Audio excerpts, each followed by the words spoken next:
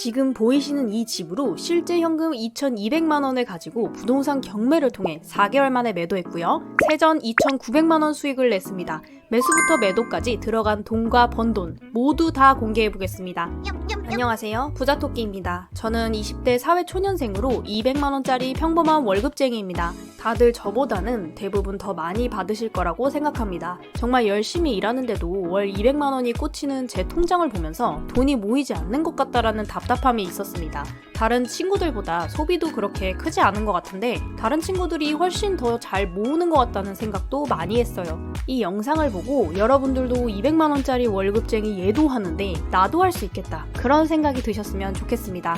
경매 투자와 관련된 지식과 정보들은 제 채널에 꾸준히 업로드되고 있으니까 이것만 잘 보셔도 사실 많은 도움이 되실 거예요. 각설하고 단타 빌라 매도기 시작합니다. 부동산 단타 매도 과정은 줄이자면 이렇게 됩니다. 매물 찾기 및 시세 조사, 낙찰받고 대출 조사, 잔금 치르기, 물건 수리 인테리어를 통한 가치 상승, 내놓고 부동산 매도 순입니다. 이 물건은 인천에 있는 빌라였고요. 취득은 2024년 1월 중하순에 했습니다. 경매를 잘 모르시는 분들을 위해 설명드리자면 부동산을 살 때 돈을 빌리면서 등기부에 근저당을 걸잖아요. 이걸 갚지 못하고 이자를 밀리게 되면 돈을 빌려준 은행이나 개인이 이 부동산을 넘겨 돈을 회수하려고 합니다. 이게 경매인데요. 법원이 중재하면 경매고요. 국가 세금 등이 밀려서 공공사이트 온비드에서 중재하면 공매라고 합니다. 아무래도 저도 직장인이다 보니까 법원 입찰에 시간을 빼는 게 굉장히 힘들어요. 이 영상을 보시는 대부분의 경우에는 직장인이실 테니까 제 말에 많이 공감하실 겁니다. 이 물건의 취득가는 1억 130만 원이었습니다. 57.27제곱으로 14.2평 정도 되었고 방 3개, 화장실 2개짜리 빌라였습니다. 이 물건은 신탁공매권이었어요. 신탁공매는 대출 한도가 많이 나오는 신탁대출을 받은 후에 이자와 원금을 갚지 못했을 경우 소유권을 가지고 있는 신탁회사가 공매로 붙이는 것을 말합니다. 신탁공매는 경매처럼 권리 분석을 해주는 곳이 따로 없기 때문에 스스로 공부해서 등기부에 문제되는 사항이 없는지 꼼꼼히 분석하고 사야 합니다. 그렇기 때문에 경쟁률이 많이 내려가죠. 이 물건은 경쟁자가 한 명도 없었고요. 저 혼자 수의계약으로 최저가에 샀습니다. 이 빌라를 매입하기 전에 전입세대 열람원을 떼봤는데 임차인이 있었어요. 정씨라는 분이 있었는데 수의계약 전에 미리 명도 협상을 하기 위해서 집 앞으로 찾아갔어요. 창문은 열려 있었는데 따로 인기척이 없어서 3시간을 기다렸고 그래도 안 오시더라고요. 그래서 연락을 기다리면서 포스트잇을 붙이고 집으로 일단 돌아갔습니다. 그랬더니 다행히 연락이 왔고요. 느낌이 생각보다 협상이 잘 될 것 같았어요. 처음에는 2달 반 정도 시간을 달라고 하셨었는데 잔금 치르고 2주, 총 6주 안에 이사를 나가시면 이사비는 170만 원을 드리겠다고 말씀을 드렸더니 이사 날짜 1달 반 정도로 협의를 마쳤습니다. 그리고 결론적으로 1월 중순에 이사를 나가주셨고요. 물론 이사 나가기 전까지 따로 연락은 안 하고 있었기 때문에 이러다가 안 나가시는 게 아닌가 하는 그런 걱정되는 마음도 있긴 있었어요. 그래서 3주에 한 번 정도는 이사 날짜를 잡았는지 진행 상황에 대해 정중하게 여쭤봤습니다. 결국 좋게 나가주셨고요. 이렇게 집 사진까지 찍어서 보내주셨어요.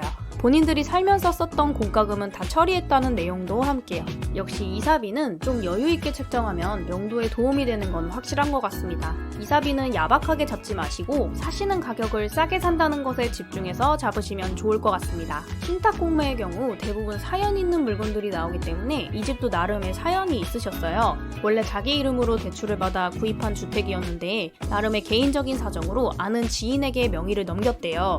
그리고 신탁대출로 살고 있었는데 좀 여유가 생겨서 다시 명의를 본인 쪽으로 땡겨오시려고 했대요. 신탁회사에서는 실질적인 위탁자인 지인과 살고 있는 정씨가 잘 협의만 한다면 변경 처리해주겠다고 했는데 지인분이 거부를 하고 이자를 내지 않으면서 공매로 나온 거더라고요. 특이하게도 위탁자도 정씨였기 때문에 저는 가족일 줄 알았어요. 근데 가족 아니고 지인이라고 말씀을 하시더라고요. 역시 명의는 함부로 누구한테 넘기면 안 된다는 부분을 한 번 더 되새기는 계기가 된 것 같습니다. 명도 협의를 끝내고 신탁회사에 찾아가 수의계약을 진행했습니다. 계약금은 10%인 1,013만 원이었고 30일 이내에 잔금을 치르는 기간 동안 임차인이 이사 날짜를 알아보고 있었기 때문에 저희가 실질적으로 기다려준 기간은 2주입니다. 대출을 알아봤을 때 이 물건의 경우 감정가가 1억 4,700만 원짜리였기 때문에 90% 가까이 대출이 나왔고요. 대출 상담사에게 알아봐본 결과 중도 상환 수수료 1.5%가 붙는 건 8,800만 원까지, 중도 상환이 없는 게 8,100만 원까지 나왔는데 저는 8,100만 원 대출을 받고 나머지 2,030만 원은 현금으로 취득했습니다. 신탁 공매의 경우 무조건 법무사를 통해 소유권 이전이 가능한데요. 제가 대출받는 은행의 법무사가 그냥 알아서 다 하고 돈을 청구합니다. 취득록세 114만 4천 원, 주택 채권 등 각종 등기부 관련금이 75만 6천 원, 법무사 보수비가 45만 8천 원에서 총 235만 8천 원 들었네요. 임차인이 나가고 집 상태를 확인하기 위해 들어가 봤는데요. 14년식이라서 10년 정도 사람이 산 집이라 그런지 벽지도 참 촌스럽고 전반적으로 더러웠습니다. 바닥에 뭘 흘리신 건지 너무 더러웠고 주방에는 찌든 때가 가득했는데 도배장판은 어차피 할 생각이었기 때문에 크게 신경은 안 썼어요. 주방에 찌든 때랑 화장실 환풍구 더러운 게 좀 고민이 되더라고요. 사실 그냥 사람 쓰면 되는데 직접 했어요. 집을 꾸미는 자세한 영상 내용은 위에 카드를 걸어둘 테니까 참고하세요. 첨언을 드리자면 그냥 사람 쓰세요. 부동산 투자해서 몇십만 원은 그리 큰 돈은 아닌데 청소 실제로 하면서 정말 후회 많이 했습니다. 주말 헌납하면서 한 건데 진짜 집 가고 싶다. 진짜 찌든 때 계속 문질러대고 스프레이를 막 싸댔더니 집 갈 때는 손이 막 덜덜덜 떨리더라고요. 도배장판은 제가 청소하는 날에 맞춰와 주셔갖고 바로 만나서 도배장판 색을 협의했어요. 저는 화이트 톤이 집도 넓어 보이고 유행을 안 탄다고 생각해서 그렇게 진행을 했고요.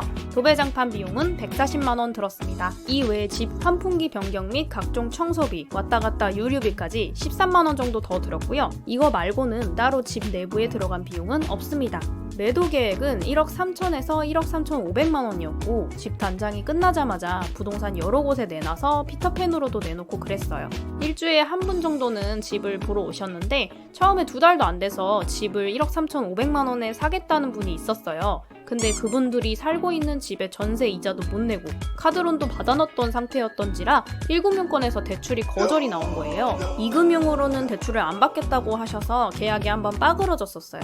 그리고 한 달 반 정도 집은 계속 보러 오긴 하나 매수 문의가 없었는데 이 집의 공시지가가 2024년도 기준으로 딱 9,990만 원이 되더라고요. 그래서 1억 미만 빌라가 되면서 전세를 마치고 다른 주택을 경매로 매입해서 그걸 단타 쳐야겠다. 이 물건은 전세 끼고 매매로 500에서 1000만 원 정도 받는 걸로 한번 올려봐야겠다 라는 생각이 들어서 전세로도 내놨어요. 근데 10일 만에 전세 세입자를 구하게 된 거예요. 전세는 1억 2,500만 원이었으니까 제가 산 금액 1억 130만 원이라는 것을 생각하면 사실 전세로 해도 매매로 해도 이득이었어야 전세 계약을 하려던 찰나에 그 주말에 집을 보러 가신 분께서 집을 사겠다고 하신 거예요. 그래서 집 방충망이나 작게 수리해야 될 부분들을 감안을 해서 500만 원을 절충해 드리고 1억 3천만 원의 매매 계약서를 작성했습니다. 매매 계약이 한번 빠그러졌던 그 부동산이 되게 커뮤니케이션을 답답하게 해갖고 3주가 밀려버렸어요. 매매 계약은 4월 중순에 쓰고 잔금은 5월 중순에 최종적으로 받았고요. 이 부동산이 생각보다 일처리가 마음에 안 들어서 되게 스트레스를 받고 있었어요. 전세를 알아봐줬던 부동산이 따로 있었는데 그쪽이 되게 친절하고 고생을 해주셨던 기억이 나더라고요. 그래서 전세 손님을 데려와 주신 부동산으로 옮겨가서 최종 매매 계약을 체결했습니다. 매수인은 제가 직거래로 데려오신 분이었기 때문에 중개비를 살짝 절충해서 복비를 냈고요. 자, 이제 총 소요 비용 및 순수익을 정리해 볼게요. 1억 130만 원에 매수해서 1억 3천만 원에 매도했습니다. 8,100만 원에 대한 대출이자 6.5% 4개월치 176만 원, 취득록세와 법무비, 각종 공과금 다 합쳐서 취득록세와 법무비, 각종 공과금을 합쳐 235만 8천 원, 도배장판 비용 140만 원, 청소 및 환풍구 수리비, 각종 교통비까지 13만 원, 이사비 170만 원에서 2,114만 원의 수익을 냈습니다. 저는 시세조사를 철저히 하고 들어갔기 때문에 아무도 안 사고 끝없이 유찰된 이 물건이 무섭지 않았습니다. 심지어 잘 팔리지도 않는 빌라를 샀고 단기간에 매도했습니다. 물론 평탄하게 매도한 건 아니에요. 나름의 스트레스도 분명 있었지만 제가 이걸 행동에 옮기지 않았더라면 이런 수익도 나지 않았겠죠? 부동산 시장이 아무리 안 좋다고 해도 가격만 맞는다면 팔립니다. 경매를 하는 이유는 시세보다 저렴하게 취득하기 위함인데 시세조사만 잘한다면 빌라나 아파트보다 수익성이 좋아요. 처음이라 모든 게 불안하시다면 돈 많이 남기는 거 바라지 마시고 아파트 한번 해보시는 걸 추천합니다. 이 방법이 경험 쌓기 제일 쉬워요. 하지만 저는 그냥 처음부터 신탁공매했습니다. 강심장이죠. 제가 나이가 어리다 보니까 부동산에서 돈이 안 된다고 생각하고 잘 안 반겨주세요. 그래도 여기저기 돌아다니고 전화하면서 시세 파악하고 손품 팔았던 그 노력이 빛을 발한 것 같습니다. 제가 목표한 가격으로 팔게 되어 기쁘네요. 영상이 마음에 드셨다면 구독과 좋아요도 부탁드리고요. 제 채널에 있는 영상으로 공부만 하셔도 경매 투자하는 데는 전혀 지장이 없다고 감히 말씀드릴 수 있습니다. 오늘 준비한 내용은 여기까지입니다. 감사합니다.